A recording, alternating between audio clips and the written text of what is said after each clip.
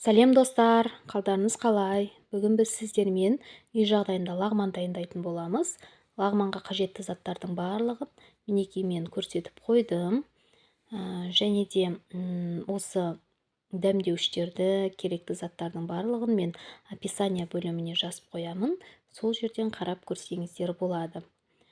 Үй жағдайындағы лағманға керекті заттар осылар: сәбіз, редька, дәмдеуіштер, тәтті бұрыштар, ет және де пияз қажет болады. Егер де лағманыңыз ашылау болғанын қаласаңыз, ашты бұрыш қоссаңыз да болады. Олай болса, етімізді алдын ала жұқалап, кубиктап турап аламыз. Етіміз алдын ала маринад жасасаңыз да болады. Егер гюри лағман, цомян жасайтын болсаңыз, алдын ала етті міндетті түрде мариновка жасап алу қажет. Еттің мариновкасы менің каналымда бар, қарап көрсеңіздер болады.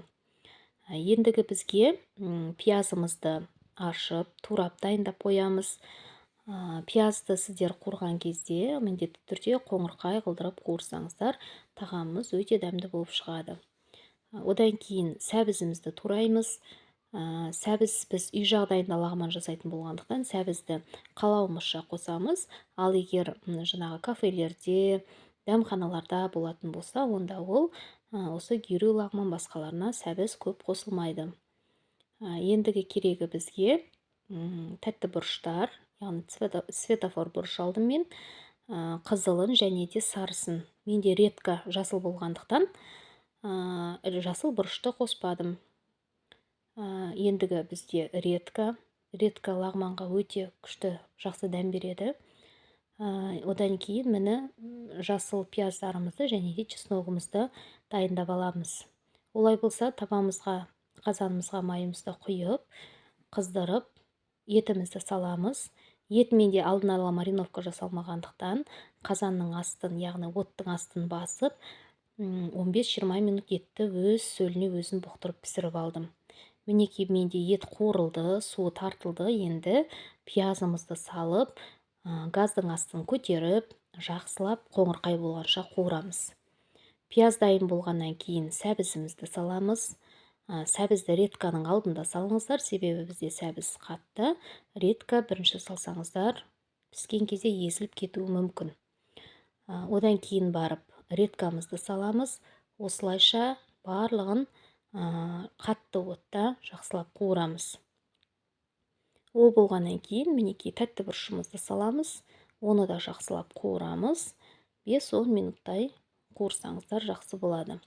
Барлығы қуырылып болды деген кезінде біз керекті дәмдеуіштерді қосамыз. Бұл дәмдеуіштердің атының барлығын описание бөлімінен табасыздар. Одан кейін ғана барып біз тағамымызға жаңағы томатымызды қосатын боламыз. Томат қосатын кезде бір үлкен қасық томатқа бір кішкентай қасық, яғни шай қасық қант қоссаңыздар, сіздердің томаттарыңыздың қышқылдығын осы қант алып кететін болады. Яғни тамақты ішіп болғаннан кейін асқазанда қыжыл, тағы да басқалары болмайтын болады.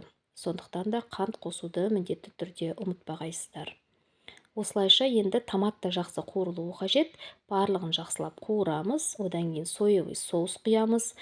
Соевый соус көп құюдың қажеті жоқ. Ондай жағдайда сіздің сорпаңыз қап-қара болып кетуі мүмкін.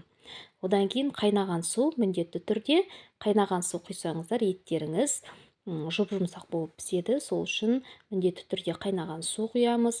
Одан кейін бетін жауып 15-20 минут сіздің жаңағы қосқан нәрселеріңіздің барлығы піскенше қайнатамыз. Дәміне қарай тұз саламыз. Пісіп қалды деген кезде біз үстіне чесногымызды турап саламыз. Сонымен біздің тамағымыз дайын болды. Сіздермен бірге болған Айгүл. Астарыңыз дәмді болсын. Менімен бірге болғандарыңызға рахмет. Сау болыңыздар.